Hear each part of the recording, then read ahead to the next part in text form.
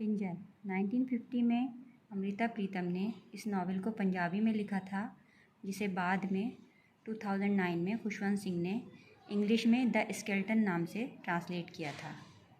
ये कहानी है पूरो की, जो कि मोहनलाल और तारा की 6 संतानों में सबसे बड़ी है। सेकंड नंबर पर उसका भाई है त्रिलोक, उसके बाद 3 बहनें और एक छोटा भाई और है। पूरो की एक बहन का नाम रज्जो है।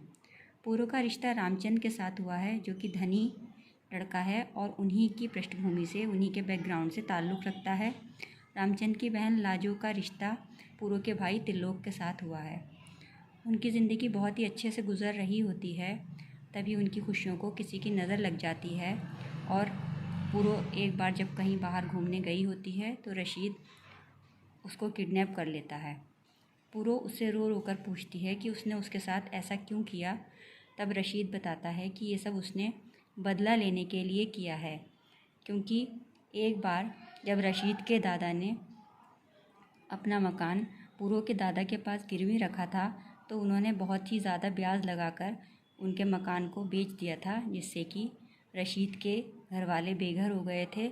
इतना ही नहीं, पूरो के एक चाचा ने रशीद की बुआ को 3 दिन तक किडनैप करके अपने घर में रखा था और उसके बाद घर से निकाल दिया था, जिससे कि उनकी बहुत बदनामी हुई थी। पूरो उससे कहती है कि वो उसे जाने दे, उसके साथ ऐसा नहीं करे। तब रशीद कहता है कि अब इसका कोई फ़ायदा नहीं है, क्योंकि अब उसके घर वाले कभी भी उसको एक्सेप्ट नहीं करेंगे। पूरो उसकी बात नहीं मानती है और एक रात मौका देखकर वो वहाँ से निकल जाती है। लेकिन जब वो अपने घर पहुँचती है तो उसके परिवार वाले, उसके माता पिता उसे एक्सेप्ट नहीं करते हैं और उससे वापस लौट जाने के लिए कहते हैं। पूरो वापस रशीद के पास लौट आती है। वहाँ उसकी शादी रशीद से हो जाती है और उसका नाम हमीदा रख दिया जाता है। ज़िंदगी अपनी रफ्तार से गुज़रती रहती है। रामचंद की शादी पूरो की बहन रज्जो के साथ हो जाती है और त्रिलोक का विवाह रामचंद की बहन लाजो के साथ हो जाता है।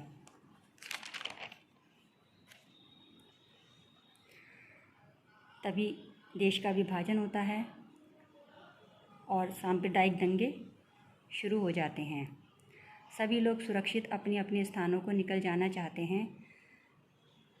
तभी पूरो को पता चलता है कि उसके गांव के पास ही एक कैंप है, जहां पर उसके परिवार वाले भी हैं।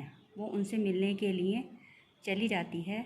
वहां पर उसे रामचंद मिलता है, जो कि बताता है कि इस सब में लाजो कहीं पीछे ही छूट गई है और उसे किसी ने किडनैप कर लिया है। पूरो को ये सुनकर बहुत दुख होता है और वो रशीद से कहती है कि लाजो को ढूंढने में वो उसकी मदद करे। अगर वो उसे सच्चा प्रेम करता है तो वो उसकी मदद ज़रूर करेगा। रशीद उसकी मदद करने के लिए तैयार हो जाता है। पूरो एक सेल्स वुमेन का भेष बदल लेती है और एक घर से दूसरे घर भटकती रहती है। अंत में उसे लाजो मिल जाती है। रशीद और वो दोनों लाजो को बचाकर निकाल लेते हैं। फिर वो उसे लेकर कैंप में जाते हैं, जहाँ पर लाजो को देखकर त्रिलोक और रामचंद बहुत खुश होते हैं। त्रिलोक पूरो से मिलता है, बहुत खुश होता है और वो उससे कहता है कि वो चाहे तो उनके साथ चल सकती है। रामचंद भी उससे विवाह करने को तैयार है, लेकिन पूरो मना कर देती है और वो रशीद के प्रेम को स्वीकार कर लेती है और कहती है कि वो वहीं है जहाँ उसे होना चाहिए। फिर वे भारी मन से रामचंद, लाजो और त्रिलोक को अंतिम विदाई देते हैं और इसके साथ ही ये नावल समाप्त होता है।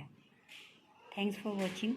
वीडियो पसंद आया हो तो लाइक ज़रूर कीजिएगा और चैनल को सब्सक्राइब ज़रूर कीजिएगा।